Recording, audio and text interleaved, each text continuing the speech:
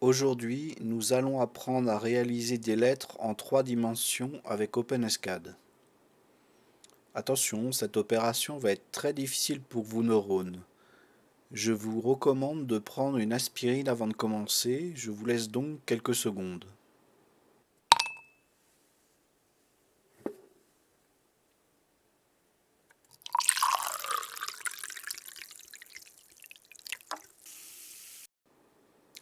Allez, c'est parti. OpenSCAD possède une fonction texte qui permet d'écrire directement le texte passé en paramètres. Voilà, c'est terminé.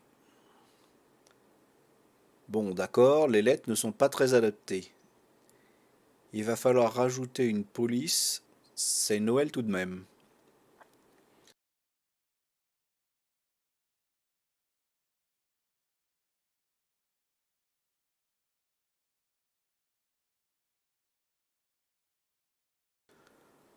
Pour cela, il suffit d'aller dans l'aide, puis dans la liste des polices. Là, on trouve un grand nombre de polices déjà toutes prêtes. Il y en a 547 disponibles, ça devrait suffire.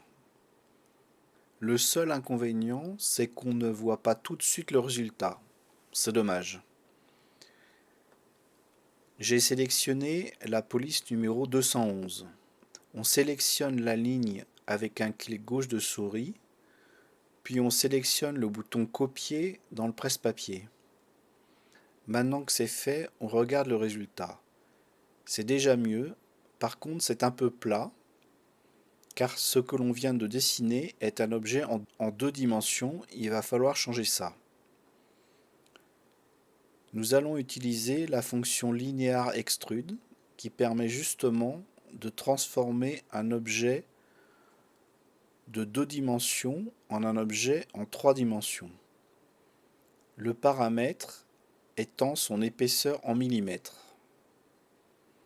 On remarque que l'objet vient de prendre un peu de consistance. Mais cela n'est pas suffisant, nous allons pouvoir faire mieux.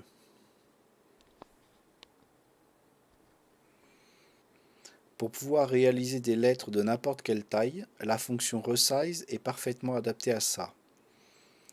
Elle va agrandir l'objet texte dans les limites données en paramètres, d'abord la limite X, puis la limite en Y, puis la limite en Z. Dans notre cas aujourd'hui, il a été choisi 80 mm en X, 40 mm en Y et 10 mm en Z. Comme on distingue les facettes de l'objet, on va utiliser la variable fn pour augmenter la finesse du dessin. Une valeur de 100 est déjà suffisant pour cet exemple. Il faut bien toujours finir par un point-virgule. Comme vous n'avez pas encore suffisamment mal à la tête, je vais en rajouter une grosse couche. On va dessiner un deuxième objet identique et le décaler grâce à la fonction translate.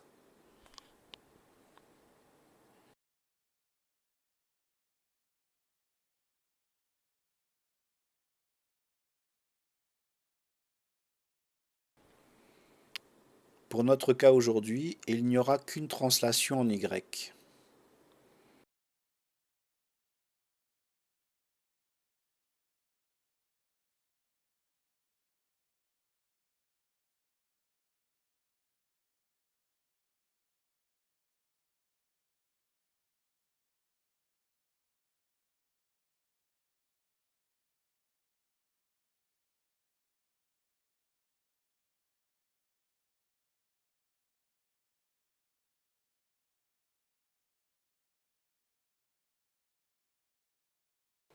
Maintenant, il peut être utile de différencier les objets, surtout s'ils sont nombreux dans votre dessin. Pour cela, OpenSCAD possède la fonction color.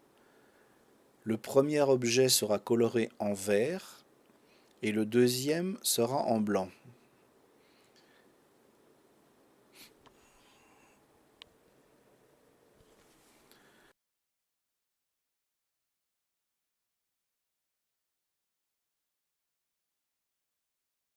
Bien sûr, si vous souhaitez avoir qu'une seule lettre à la fois, ce n'est pas un problème. Il faudra faire attention que les épaisseurs des lettres soient compatibles avec l'imprimante qui va être utilisée. Si cette épaisseur est trop faible, l'impression ne pourra pas se faire.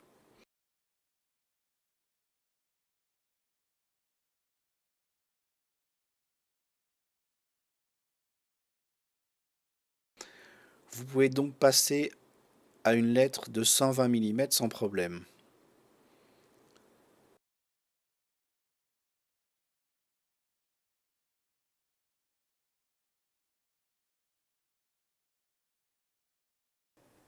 Maintenant, nous allons placer les lettres indépendamment les unes des autres afin de les mettre sur un arc de cercle.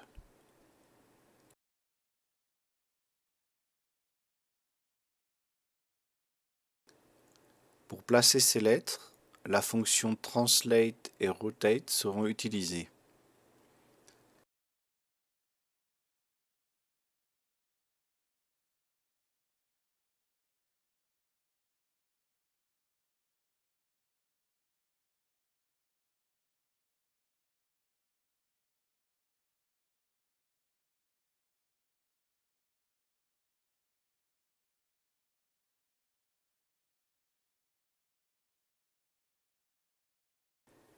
Il faudra faire un ajustement afin que les lettres puissent se toucher et qu'elles forment qu'un seul bloc.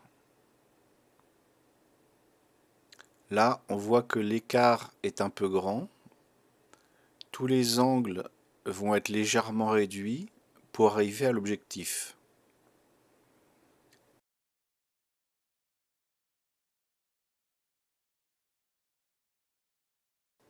Maintenant que le bloc est formé, on peut aussi décider de faire un médaillon, les lettres étant dessinées en creux par exemple.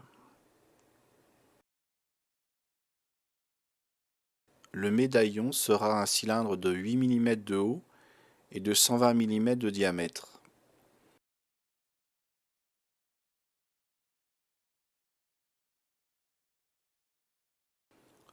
On a besoin d'une translation pour que les lettres soient centrées dans le médaillon.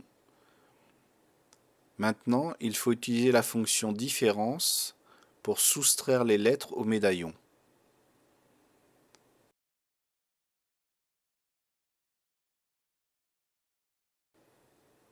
Et un trou de fixation de 10 mm de diamètre ne sera pas du luxe.